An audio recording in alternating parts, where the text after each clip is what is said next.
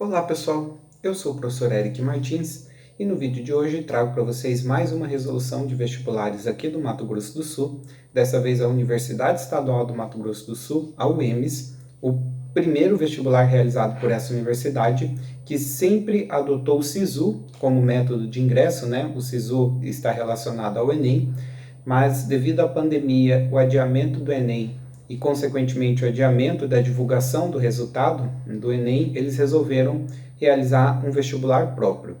Essa prova, então, ela foi elaborada pela FAPEC, a mesma banca que faz as provas da UFMS.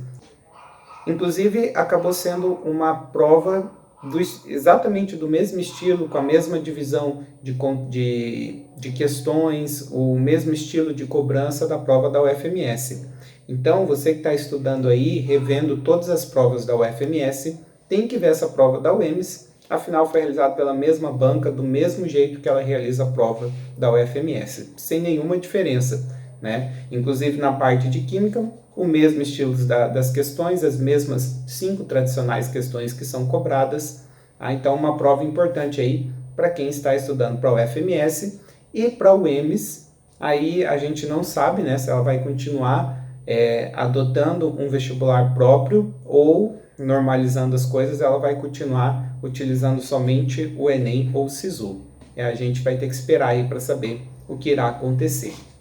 Nós tivemos as 5 questões no estilo FAPEC, um textinho de contextualização, uma pergunta bem conteudista em cima desse texto de contextualização. Então, vamos resolver essa prova. Questão 41. A questão 41, ela fala sobre um sal conhecido como nitrato de amônio, um sal bem importante aí porque é muito utilizado na fabricação de fertilizantes e explosivos. Esse sal que por si só já é um material explosivo e foi o responsável aí pelo acidente no porto de Beirute, no Líbano, em agosto de 2020, que foi amplamente divulgado pela mídia, né? Acredito que vocês tenham visto que ocorreu uma explosão aí de grandes proporções. Ele até comenta que causou um abalo sísmico semelhante a um terremoto aí de magnitude 3,3.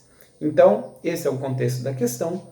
Ele pergunta a reação química de obtenção do nitrato de amônio mencionada no texto. A gente vai ter que procurar isso. Qual que é essa reação que foi mencionada no texto?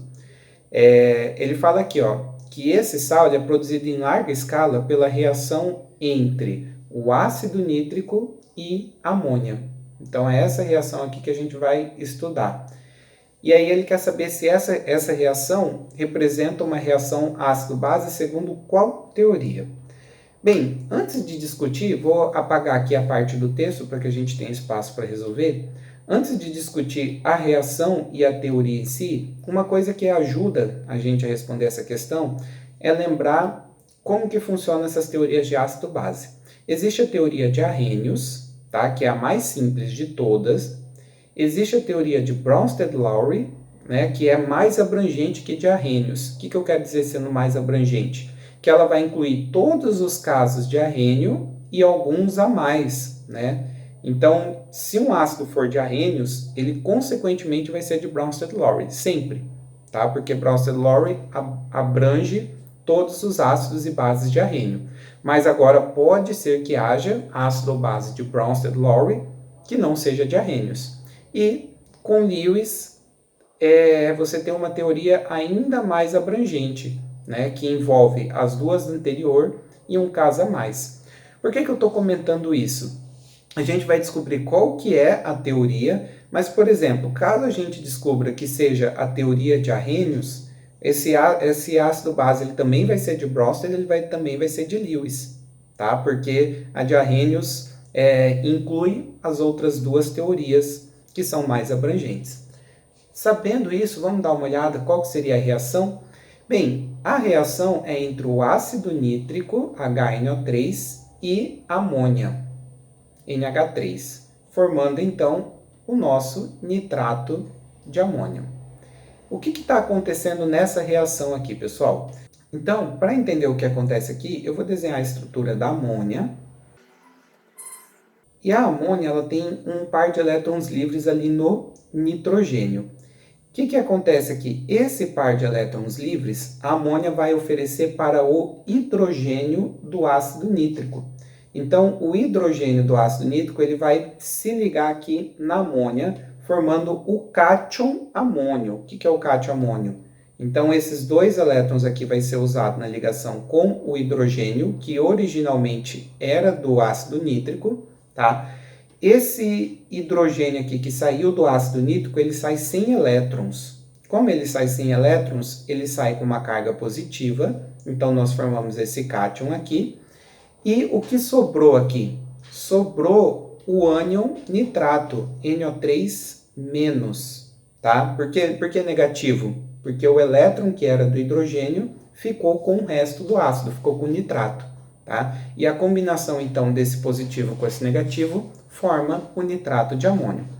Essa reação aqui, ó, é uma reação em que uma substância está doando o H+, está doando o próton para outra, né? Então, nós temos a doação de H+ do ácido nítrico para a amônia.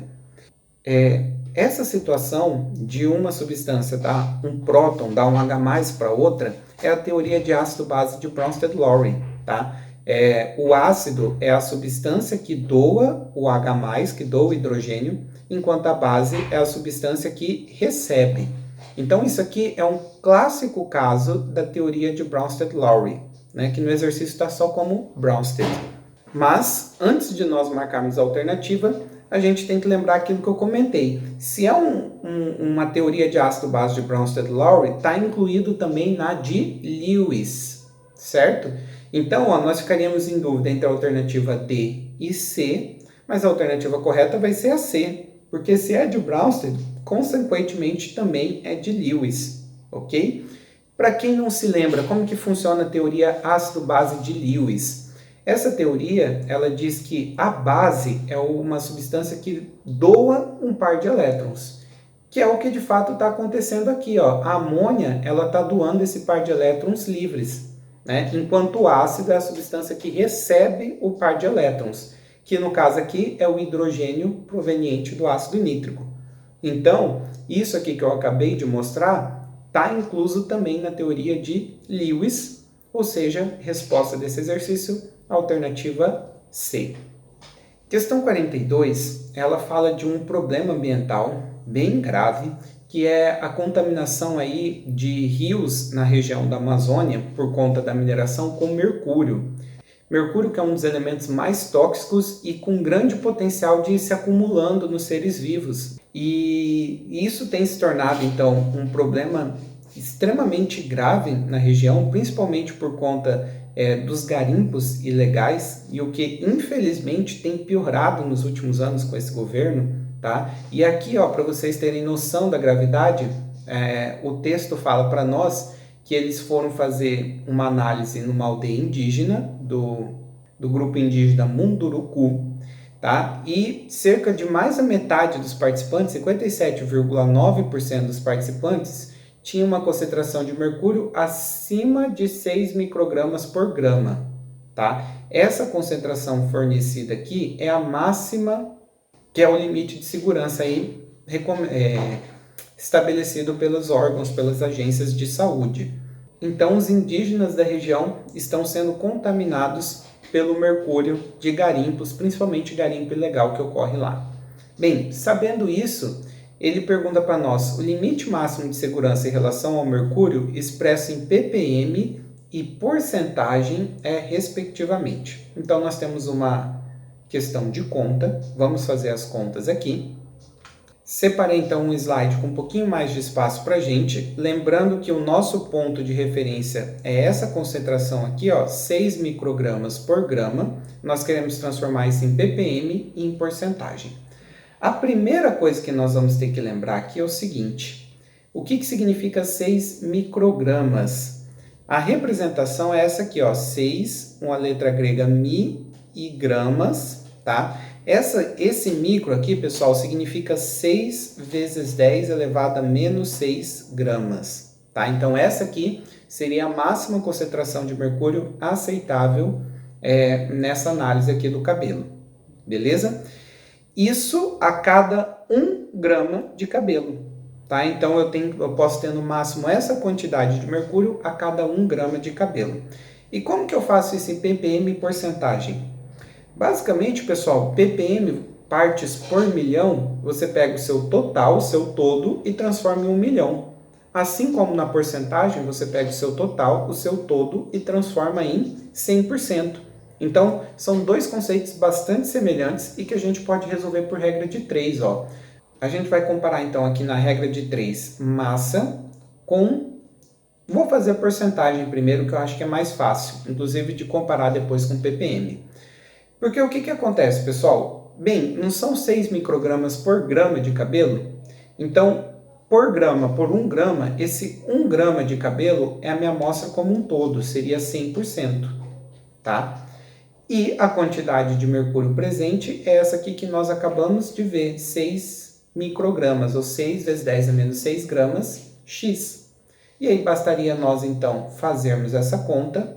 Uma maneira rápida de você resolver essa conta é lembrar que 100 é 10 ao quadrado, 10 elevado à segunda, tá? E aí nós só precisaríamos fazer 10 a menos 6 vezes 10 à segunda, somos expoentes, menos 6 mais 2 daria menos 4%, tá? Já que estamos calculando porcentagem, pronto, já achamos uma das perguntas. Lembrando que a porcentagem é a segunda pergunta, ele quer respectivamente, tá? Então a gente tinha que olhar a segunda opção, ó. Ficamos entre a alternativa A e D. Para resolver o exercício agora a gente vai fazer ppm. E a única diferença entre fazer ppm e porcentagem é mudar o meu total. Bem, o meu total ele continua sendo 1 grama de cabelo. Mas esse total agora eu não vou transformar em 100%, mas eu vou transformar em 1 milhão de partes, tá? 1 milhão de ppm. E aqui eu optei por escrever 1 milhão na forma de potência de 10, né? 1 milhão que é esse número aqui, ó, é 1 acompanhado de 6 zeros, justamente para facilitar a nossa conta, tá? Então a gente vai pegar esse 1 grama e vai dividir em 1 milhão de partes, representando o meu todo. Bem, desse 1 grama, nós teríamos 6 vezes 10 a menos 6 gramas de mercúrio. Quantas partes isso corresponderia? E aí, é só resolver essa conta, que também está bem fácil de resolver, né? Afinal, vai sobrar aqui, ó, 6 vezes 10 a menos 6, vezes 1 vezes 10 a sexta, tá? 6 vezes 1 dá 6. E o 10 a menos 6 vezes 10 a sexta, somos expoentes, menos 6 mais 6 dá 0. 10 elevado a 0 é 1. Então, ficaria 6 vezes 1. 6 vezes 1, 6. E aí, fecha aqui, ó. Concentração de 6 ppm. Fechamos, então, o único exercício de conta da prova na alternativa D. Um exercício bem legal, bem interessante. Certo? Partindo para a próxima.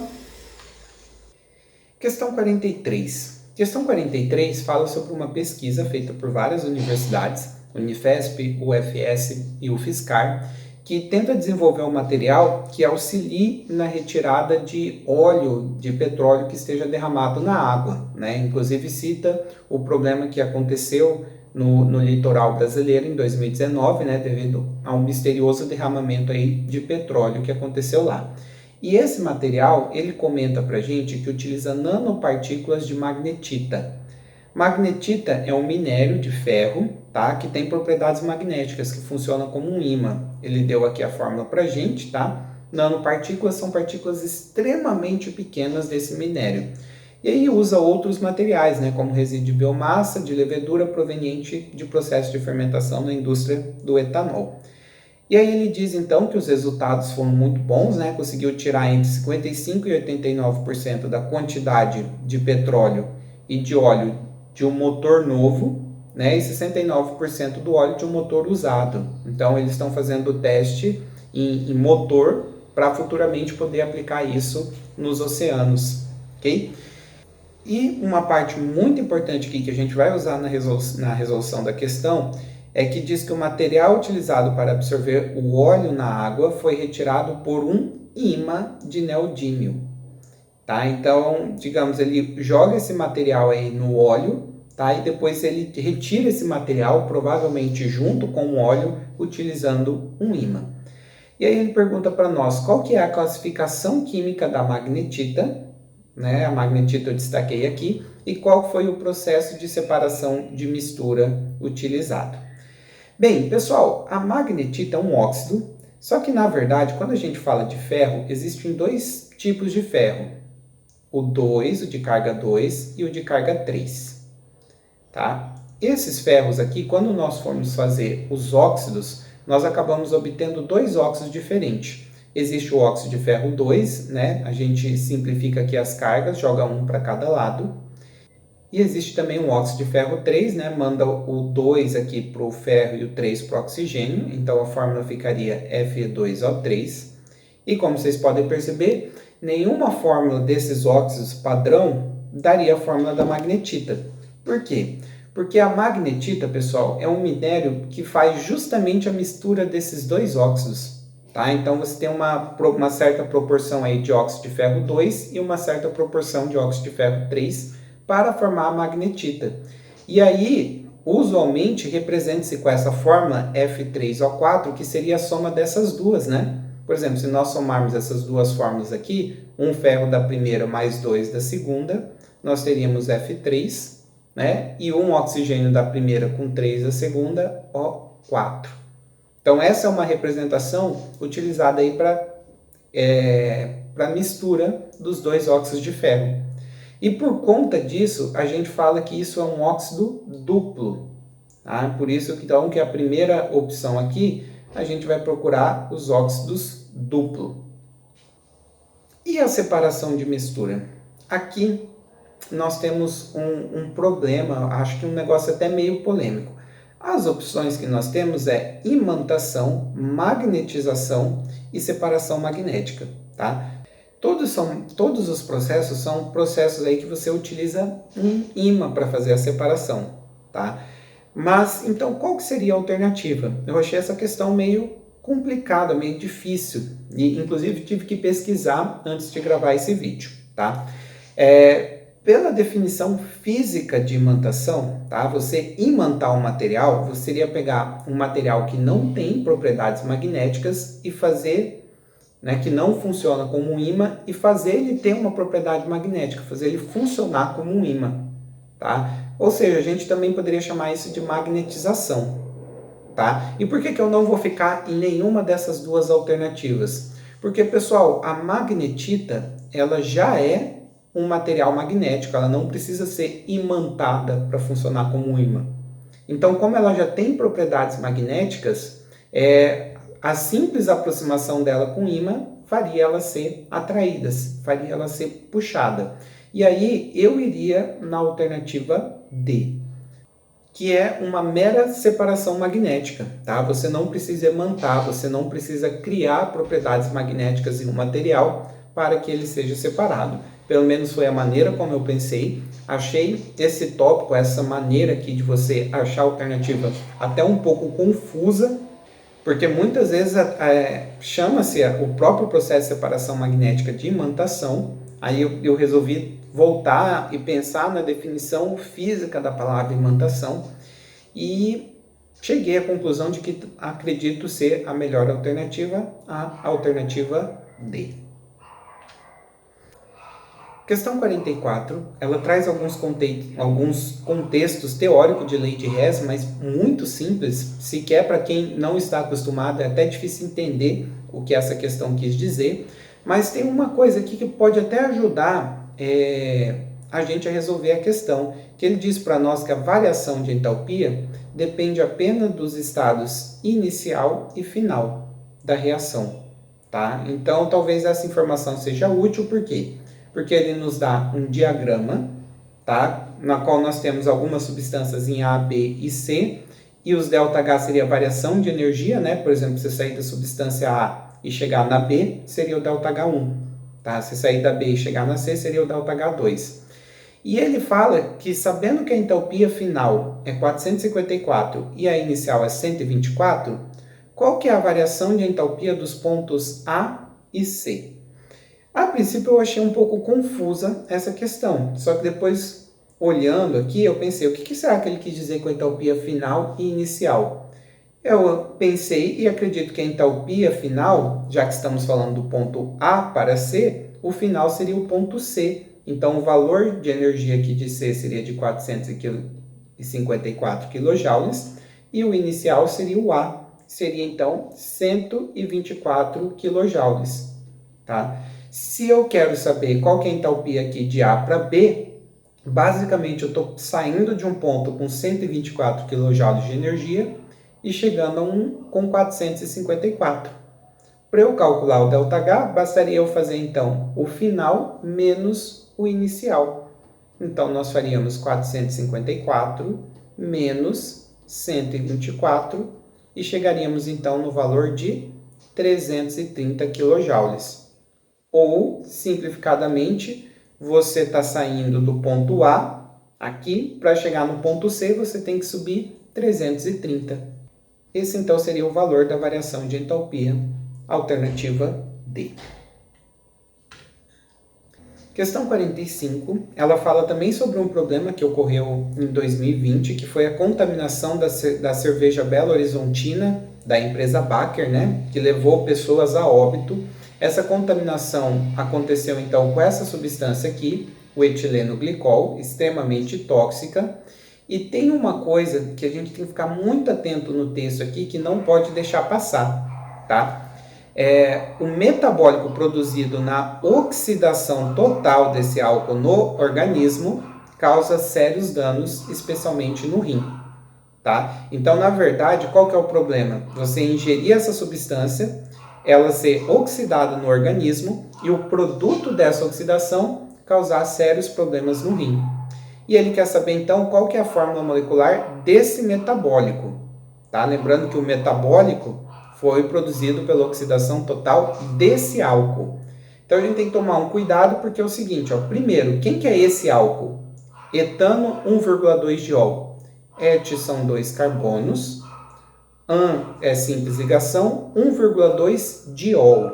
Diol é álcool, né? OH. É hidroxila. Então, nós temos a hidroxila na posição 1, hidroxila na posição 2, completa com hidrogênio. Então, esse é o etileno glicol, tá? Ele fala que no organismo essa substância sofre uma oxidação total. Pessoal, o que seria oxidar essa substância?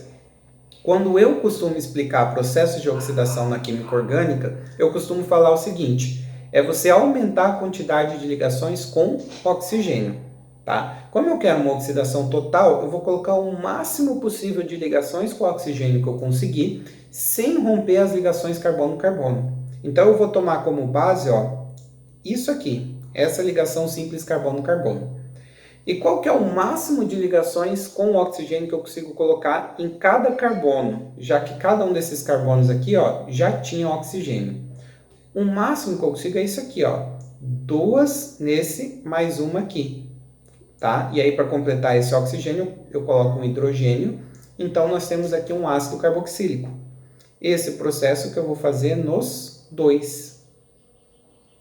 Tá? E aqui, pessoal, eu formei um diácido carboxílico, né? Uma substância que tem 2 vezes a função ácido carboxílico. Eu poderia até chamar, né, dar o nome disso aqui, que é o ácido etanodioico. Tá? Esse di aqui indicando que nós temos 2 vezes a função ácido carboxílico. Tá, dei o nome, mas na verdade o que ele quer no fim das contas é a fórmula. E qual seria a fórmula?